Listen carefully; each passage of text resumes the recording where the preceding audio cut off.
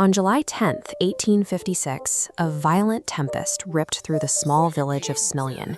As thunder shook the earth, a midwife delivered a baby boy. Terrified by the storm, she called the newborn a child of darkness. His mother, however, insisted he would be a messiah of light. That boy was Nikola Tesla. From a very young age, it became clear his mind operated differently than anyone else's. He didn't rely on paper or physical models.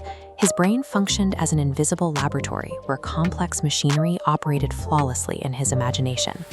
He would stay awake for days, watching mysterious flashes of light float before his eyes. These flashes contained the exact, fully formed blueprints of future inventions. He was completely bypassing the standard scientific process of physical trial and error. In 1884, he brought this extraordinary intellect to American shores. He stepped off the boat with exactly 4 cents in his pocket and a single letter of recommendation, driven by a pure ambition to transform the world with his mind.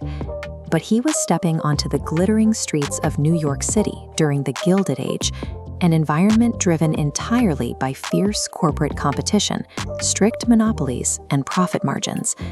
This young genius was walking directly into a quagmire of corporate greed and betrayal. He brought a mind focused on pure discovery into a system designed specifically to extract wealth and maintain commercial control. He found work at the company of Thomas Edison. Edison was a highly practical inventor who built his empire through exhaustive trial and error and a shrewd eye for commercializing his patents. This diagram illustrates the system of alternating current that Tesla developed while working there.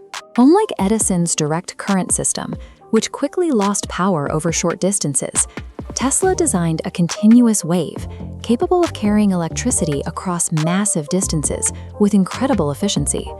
Edison realized this superior technology threatened his entire financial monopoly. To protect his investments, he launched a brutal smear campaign. He began staging public demonstrations in the streets of New York, intentionally electrocuting innocent animals to convince the public that Tesla's current was inherently hazardous.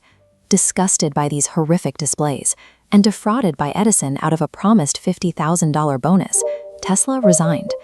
The man who invented the modern electrical grid spent the winter digging ditches on frozen New York streets for a single dollar a day, but he refused to stop building.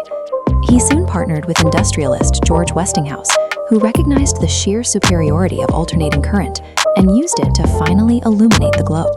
Beating Edison was a massive engineering triumph.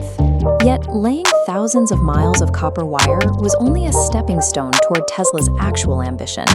He intended to bypass the physical grid entirely. That ambition materialized as the Wardenclyffe Tower. Built on Long Island, New York, this was meant to be his masterpiece. Looking at the massive spherical dome at the top of the structure, we see the very first iteration of global wireless technology. Tesla engineered this facility to transmit data, communications, and limitless electrical energy through the atmosphere to anywhere on Earth without using a single wire. The immensely powerful financier J.P. Morgan provided the massive initial capital to construct the tower. Morgan saw a global communications network and anticipated absolute commercial control. Then, Morgan understood the actual implications of the physics. If the tower was successfully broadcasting free energy uniformly into the air for anyone to access, there was no place on the transmission line to install a meter. The moment the financier realized he couldn't measure and charge for the electricity, he abruptly severed all funding.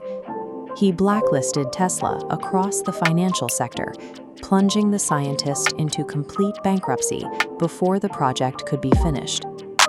Wardenclyffe eventually collapsed under the weight of financial reality. A world of free energy threatened the very existence of the billionaire class, ensuring Tesla's blueprints would never leave the ground. Stripped of his laboratories and resources, Tesla spent the twilight years of his life in complete isolation. He retreated to room 3327 of the New Yorker Hotel, living out his final days destitute and feeding wild pigeons by his window.